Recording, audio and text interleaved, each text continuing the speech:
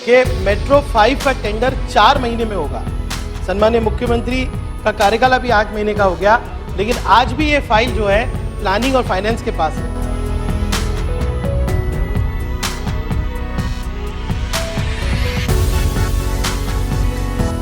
अध्यक्ष महोदय, मेट्रो 5 जो कनेक्टिविटी करेगा वो मुंबई को थाने से थाने को भिवंडी, भिवंडी से कल्याण, ये पूरा रिंग रूट बनेगा पूरा।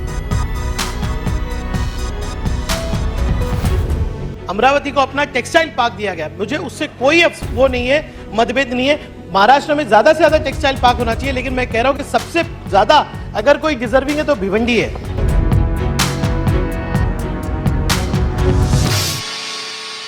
यानी कि आज अगर बुनकर को कपड़ा बनाना है तो यार्न जो है इतना फ्लक्चुएट हो रहा है कि उसका कॉस्टिंग बैठता ही नहीं। अध्यक्ष महोदय, अगर 7 कॉर्पोरेशन के पास अपना स्लॉटर हाउस नहीं है तो इलीगल स्लॉटरिंग कितनी हो रही है?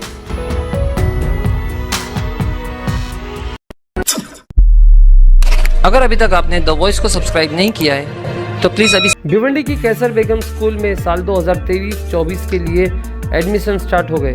कैसर बेगम स्कूल में आपके बच्चे को कंप्लीट एजुकेशन के साथ मिलेगा ऑलराउंड डेवलपमेंट, जैसे कि स्पोर्ट्स, कल्चरल एक्टिविटी, डिसिप्लिन और गुड बिहेवियर। 15 फरवरी तक एडमिशन करवाने पर 25% का डिस्काउंट मिलेगा और लड़कियों के लिए खास 30% का डिस्काउंट मिलेगा। एक बार जरूर विजिट कीजिए Kaisar Begum school at Naigaon road, opposite Sagar plaza hotel, Bhiwandi.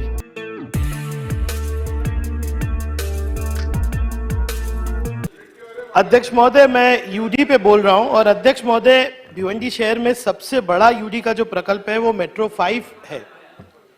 मैं सदस्य बनने के बाद इसका कंप्लीट पाठ पुरावा कर रहा हूं। सम्माननीय मुख्यमंत्री जी ने इस सभागृह में कहा था कि मेट्रो 5 का टेंडर 4 महीने में होगा।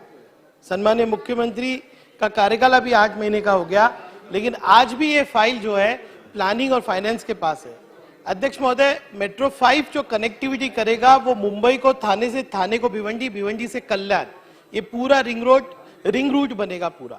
अध्यक्ष महोदय, मैं चाहता हूं कि सरकार इसके ऊपर अपना एक ठोस जो वो काम करने वाले वो इस प्रकल्प के बारे में बताए। दूसरा अध्यक्ष महोदय, एक बड़ा प्रकल्प जो भिवंडी के अंदर होने वाला है, आप जानते हैं कि भिवंडी शहर अब एक ट्रांजिट शहर बन गया है कि वहां पे समृद्धि भी कनेक्ट होने वाला है, वहां पे मनोर से आने वाले रोड भी कनेक्ट होने वाले। अध्यक्ष महोदय, भिवंडी बाईपास विश्व भारती फाटा से बिनार तक जो है एक रोड कनेक्ट होने वाला है, जिसकी प्रोजेक्ट रिपोर्ट मेरे हाथ में है, लेकिन आज भी यूडी ने इसके ऊपर टेंडर नहीं किया। मैं चाहता हूं कि अध्यक्ष महोदय उत्तर में ये आए कि कब तक ये प्रोजेक्ट होने वाला है। दूसरा, भिवंडी शहर का रिंग रोड, अध्यक्ष महोदय, छोटे शहरों के ऊपर ध्यान देना चाहिए क्योंकि यहाँ की ट्रैफिक व्यवस्था बिल्कुल खराब हो चुकी है।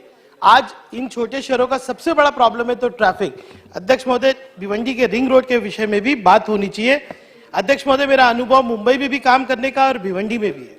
सारा ध्यान जो है मुंबई के ऊपर रखा जाता है, लेकिन भिवंडी जैसे शहर जो डी क्लास कॉर्पोरेशन है उनके ऊपर यूडी सिर्फ रेगुलेटरी बॉडी की तरह काम करती है। मैं चाहता हूं कि महाराष्ट्र के अंदर जो जितने भी 27 महानगर पालिका है उनकी रैंकिंग सिस्टम हो। आज एजुकेशन के विषय पे बात करो तो एजुकेशन मिनिस्टर कहते हैं कि फंड यूटिलाइजेशन अगर करना है, महानगर पालिका को कंपलसरी करना है तो वो यूडी के अंदर आता है। तो ये बहुत जरूरी है कि फाइनेंस के ऊपर, एजुकेशन के ऊपर इनकी रैंकिंग हो। अध्यक्ष महोदय, अध्यक्ष महोदय, आज यूडी के ऊपर जब मैं बोलूंगा तो अमित साटम जी यहाँ पर बैठे हैं। मुंबई महानगर पालिका आज प्रशासक के अंदर चल रही है और एक ट्वीट जो है अमित साटम जी का बहुत फेमस हुआ कि एक आईएएस ऑफिसर जो है वो कहीं विदेश में घूम रहे हैं और वो ट्वीट के ऊपर उन्होंने नाम नहीं लिखा था, लेकिन मैं आपको आज करेक्ट करूंगा, आपने कहा था कि यूएस में घूम रहे हैं। अमित साटम जी, बहुत ही मैं कॉन्फिडेंस के साथ कह सकता हूँ वो एम्स्टरडैम घूम रहे थे और आप सत्ता पक्ष में बैठे हैं। ऐसे गुमनाम ट्वीट करने की जगह पे आप सम्माननीय मुख्यमंत्री जी को जो है माहिती दीजिए। दूसरा, मैं अध्यक्ष महोदय जो डिपार्टमेंट में बोलना चाहूंगा वो भिवंडी शहर के लिए सबसे ज्यादा इंपॉर्टेंट है टेक्सटाइल डिपार्टमेंट। अध्यक्ष महोदय, भिवंडी शहर जिसको मैनचेस्टर ऑफ इंडिया बोलते हैं उसकी स्थिति इसलिए नहीं ठीक हो रही कि वारंवार यहाँ पे भाषण हो रहे हैं लेकिन सरकार की तरफ से कोई ठोस जो है कदम नहीं उठाए जा रहे। और मुझे आज इतना अफसोस होता है कि बारंबार कहने के लिए कि भिवंडी शहर में टेक्सटाइल पार्क होना चाहिए। कल कैबिनेट के अंदर अमरावती के बारे में जो है निर्णय लिया गया, अमरावती को अपना टेक्सटाइल पार्क दिया गया, मुझे उससे कोई वो नहीं है, मतभेद नहीं है। महाराष्ट्र में ज्यादा से ज्यादा टेक्सटाइल पार्क होना चाहिए, लेकिन मैं कह रहा हूं कि सबसे ज्यादा अगर कोई डिजर्विंग है तो भिवंडी है। अध्यक्ष महोदय, यहाँ पर सम्मान्य मंत्री महोदय बैठे थे, टेक्सटाइल पॉलिसी बन रही है, मुझे भी उसका हिस्सा रखा गया है, लेकिन आज जो मूल मुद्दा है यार्न फ्लक्चुएशन का, यानी कि आज अगर बुनकर को कपड़ा बनाना है तो यार्न जो है इतना फ्लक्चुएट हो रहा है कि उसका कॉस्टिंग बैठता ही नहीं। अध्यक्ष महोदय, एक कमेटी सरकार को बनाना चाहिए कि यार्न फ्लक्चुएशन के पीछे कौन है।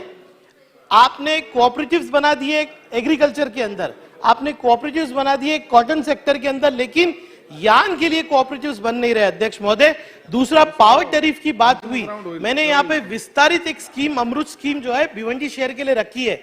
अगर ये विषय भिवंडी का हल होता है तो टेक्सटाइल के उद्योग में बहुत बड़ा जो है फायदा हो सकता है। अध्यक्ष महोदय, बात होती है कि भिवंडी के अंदर बहुत अच्छा टैलेंट है, पूल है। आज हमारे यहाँ पे अगर आप आके देखेंगे, एक मुकादम जो काम करता है ना मशीन के ऊपर, वो मैकेनिक और एक्सपर्ट इंजीनियर से ज्यादा एक्सपर्ट होता है। लेकिन अध्यक्ष महोदय, ट्रेनिंग और आप टेस्टिंग के नाम पे बोलेंगे तो भिवंडी शहर पूरे परिसर के अंदर कोई फैसिलिटी नहीं। मैं सस्मिरा की फैसिलिटी देखने गया अध्यक्ष महोदय, जो सरकार के मार्फत चलाई जाती है, वो ट्रेनिंग इंस्टीट्यूट के अंदर एक टीचर ने अध्यक्ष महोदय, खंडर पड़ा हुआ है। वो आज कपड़े के बारे में टेस्टिंग करनी है, अगर आपको कोई स्पेशल तरीके का, तो वो वहां पे जो बिजनेसमैन है उसको मुंबई तक आना पड़ता है। टेस्टिंग और ट्रेनिंग, ये दोनों विषय के ऊपर ध्यान देना चाहिए अध्यक्ष महोदय। अध्यक्ष महोदय, सन्मान सदस्य जागर बसा, थोड़ा जागर बसा। अध्यक्ष महोदय, आप बात कर रहे हैं कि आपको टेक्सटाइल के अंदर मॉडर्नाइजेशन लाना है, लेकिन जब मॉडर्नाइजेशन लाना है तो आपको कैपिटल के लिए सब्सिडी देना पड़ेगा। भिवंडी शहर में आप आएंगे, पूरे परिसर में देखेंगे तो आपको ज्यादातर छोटे लूम दिखेंगे। आपको अपग्रेडेशन अगर करना है तो इस इंडस्ट्री में आपको जो है सब्सिडी देना पड़ेगा। अध्यक्ष महोदय, अध्यक्ष महोदय, मुझे वादा किया मिनिस्टर साहब ने कि वो भिवंडी शहर आएंगे और भिवंडी के जितने भी मसाइल है टेक्सटाइल से रिलेटेड, उस पर वो ध्यान देंगे। दूसरा अध्यक्ष महोदय, एक इंपॉर्टेंट बात मैं कहना चाह रहा था कि यूडी के ऊपर ही कि मुंबई के अंदर देवनार स्लॉटर हाउस है, और जो है जितनी भी एमएमआर रीजन है वहां पर भी स्लॉटर हाउस है। आप देखेंगे ज्यादातर जितनी कॉरपोरेशन है वहां पे कत्ल खाने बंद पड़े हुए। एक बहुत बड़ा विषय, हम लोग कोविड अब भी फेस कर चुके हैं। आज वर्ल्ड हेल्थ ऑर्गेनाइजेशन कहता है कि सबसे बड़ा पैंडेमिक फिर आएगा तो वो चिकन स्लॉटर की वजह से और चिकन की ग्रेजिंग के अंदर आएगा। अध्यक्ष महोदय, अगर 7 कॉरपोरेशन के पास अपना स्लॉटर हाउस नहीं है तो इलीगल स्लॉटरिंग कितनी हो रही है। और मुंबई के अंदर जो टेंडर 2014 से हमने बनाया था, ये सरकार आते ही धर्म के नाम पे वो टेंडर को रद्द किया हुआ है। अगर देवनार स्लॉटर हाउस मॉडर्नाइज नहीं होता तो पूरे एमएमआर रीजन में आप क्लीन हाइजीनिक स्लॉटरिंग कहां करेंगे। अध्यक्ष महोदय, अध्यक्ष महोदय, मेरा सुझाव है आपको और यूडी को सीरियसली लेना चाहिए कि एमएमआर रीजन के अंदर सिर्फ कैटल और गोट स्लॉटरिंग ही नहीं, चिकन स्लॉटरिंग सिस्टम भी चालू करना चाहिए। क्योंकि अगर जब तक आप एक ऐसा सिस्टम नहीं बनाएंगे कि क्लीन हाइजीनिक मटन सब जगह पहुंचे, तब तक इस तरह के पैंडेमिक का डर आपको बना रहेगा और यूडी में इसका उत्तर देना चाहिए। यही मैं कहूंगा। आपने मुझे बोलने का संधि दी, इसके लिए धन्यवाद। शेखर निकम।